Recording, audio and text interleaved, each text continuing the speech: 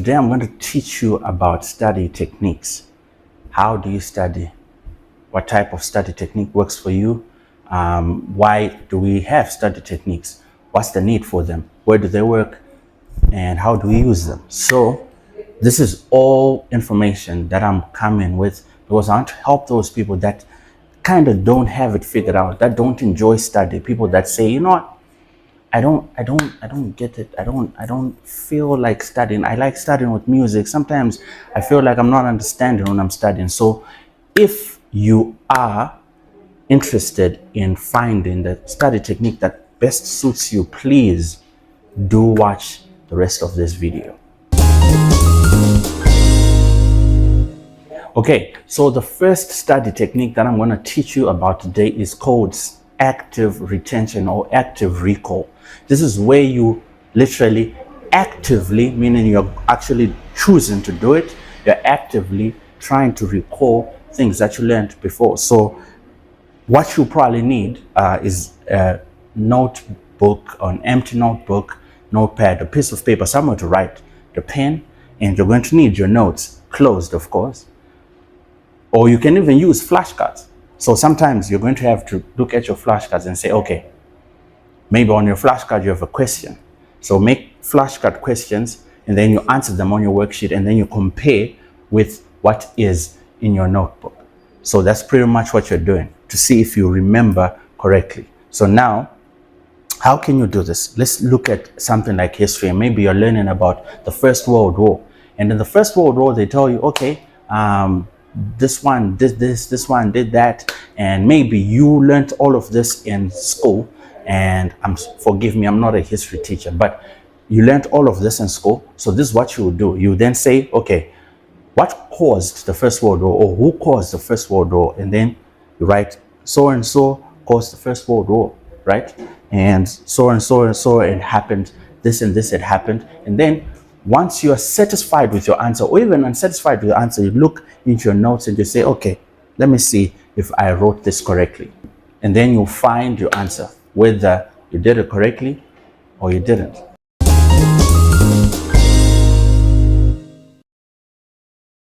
The next trick or technique that I need to teach you is called spaced repetition.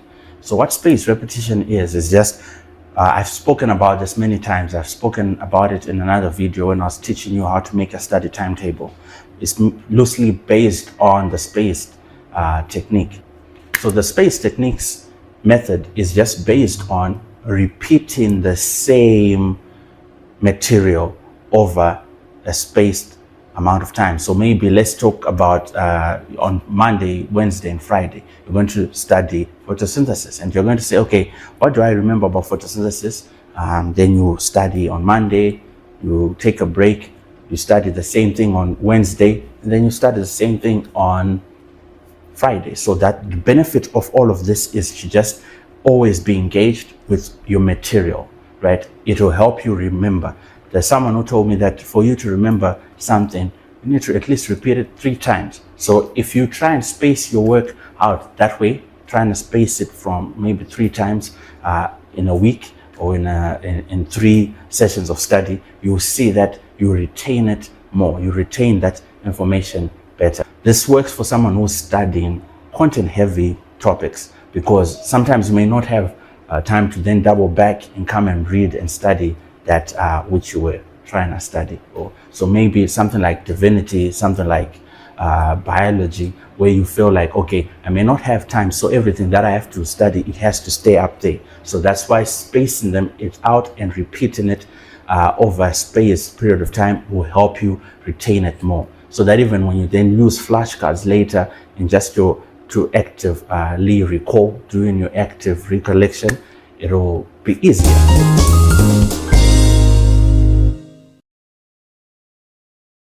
The next technique that I'm going to teach you is the Pomodoro Technique.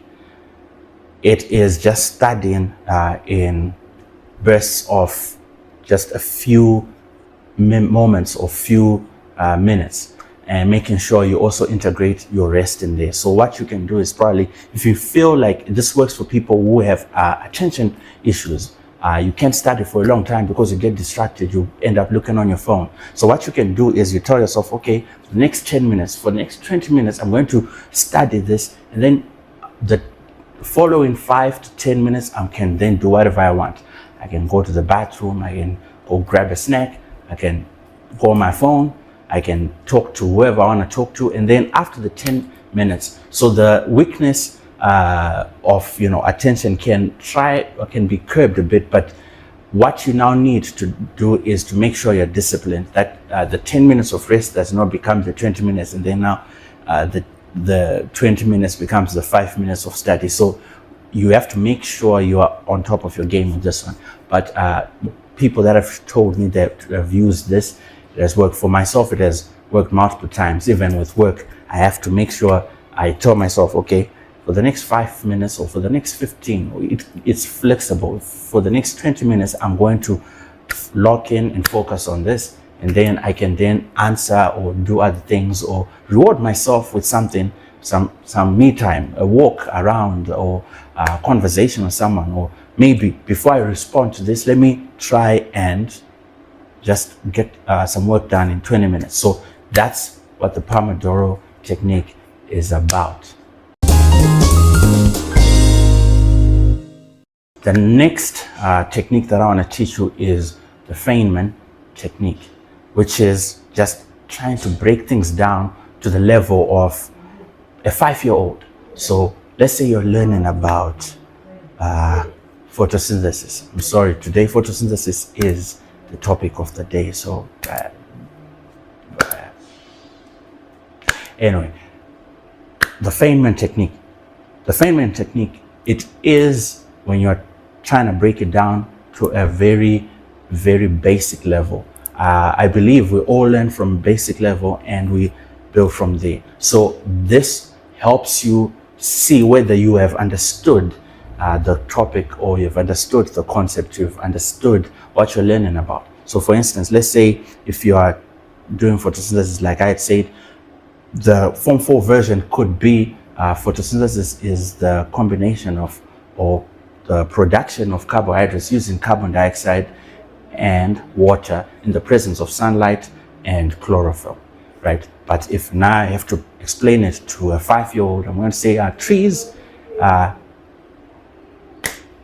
make food using air. That's basic. That's basic. Air and water. So you water a plant, you expose it to air, it makes food. Okay, if you want to add to it, water a green plant because the green color is important, because the green color traps sunlight, which is required by the plant to make food, along with carbon dioxide and water that comes from the roots. So you see, by doing all of this, I'm coming up with different ideas of how to break down the core concept, the main thrust of the topic. So you can do this with anything. You can do this with mainly, especially these definition-based subjects, like physics, like bio, like chemistry, like even I think a bit of geography there. You can use that too. So that is what we call the Feynman technique. The last technique is what we call the mixed bag technique, where you study a lot of things in one study session. So this can help you activate different parts of your brain, make it less boring for you. So for someone who feels like, okay, I don't think I can concentrate on maths for 2 hours, like me, can't do that, don't need to do that. So what you're going to do is you're going to say, okay, instead of me studying maths, I'm going to say these 2 hours, I'm going to say I'll do 20 minutes maths, 20 minutes bio, 20 minutes, and then maybe you can even mix it up, because depending on what you like, what you don't like. But another rule of caution: when you're studying, always try and study the things that you do not like first, so that you don't you are going to be disciplined on those things because you know you don't like them. Because the things that you like first, so for instance, if you like bio but you don't like English, don't start with bio, because you're going to do the whole 3 hours doing bio. You're not excited to do English.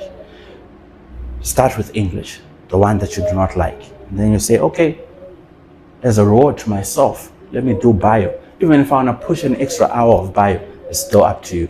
But don't ever make the mistake of studying or just starting with or being inclined. That's why you also need a balanced timetable. Following a timetable will help you a lot.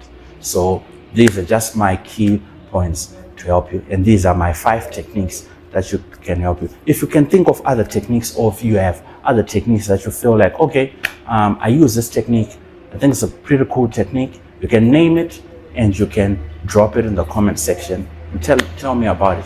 Or you can even come to the DM, explain what your technique is about, and maybe we'll have you explain it to us, teach it to us. You might help someone. So that's the 5 techniques that I have to share with you guys. Please make sure you subscribe to the channel so that we continue learning about more ways on improving our study. So cheers.